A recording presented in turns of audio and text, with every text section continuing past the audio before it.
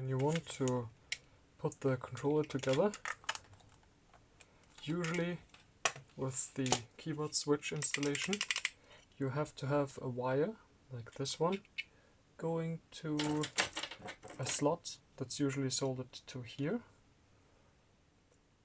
so that the connection is made.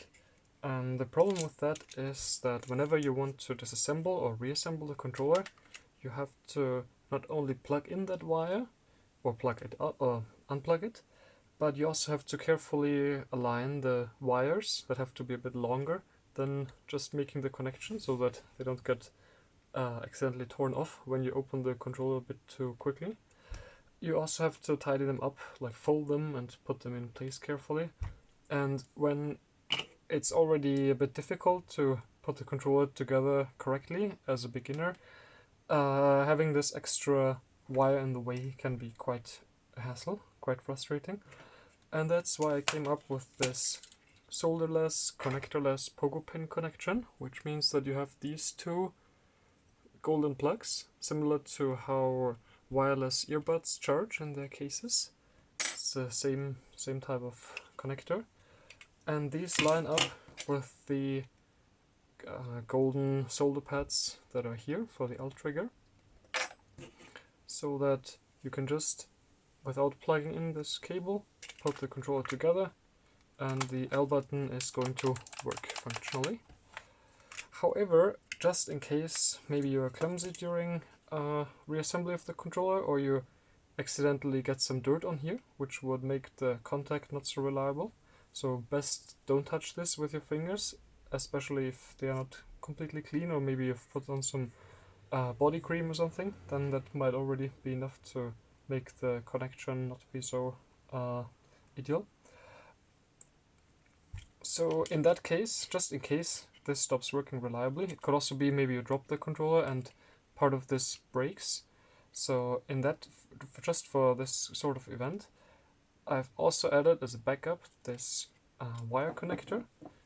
And so when you notice, or when you have the impression that the L trigger is not working reliably with this installation, you take out this optional wire here and you plug it into this slot.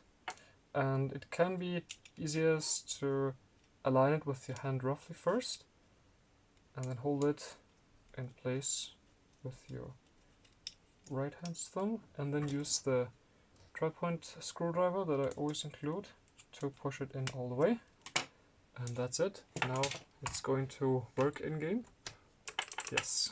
And if you want to take it out again, which wouldn't often be the case, because you would only plug it in if there's a problem with the solderless installation in the first place, you push down here and then press against this knob to make it go out. And then you can tidy it up again by folding it like this and pushing the white plug connector under the little arm here that has the pogo pins.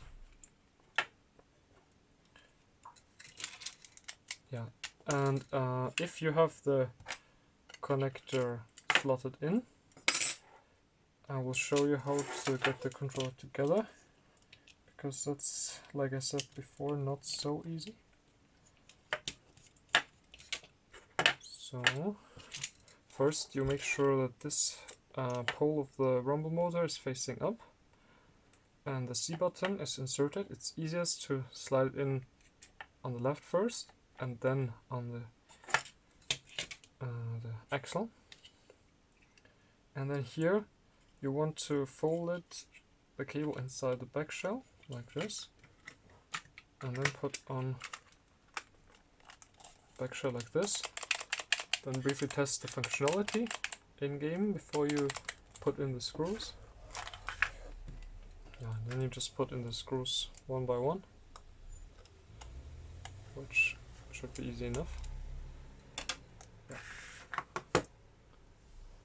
And for opening the controller, after you've taken out all the screws, if the cable is connected, make sure to carefully lift up the back shell and place it right next to the front shell. Don't try to pull it far away, or you might tear so strongly on, pull so strongly on the cable that it gets torn off, and then repair is a bit difficult, so you'll have to send it in.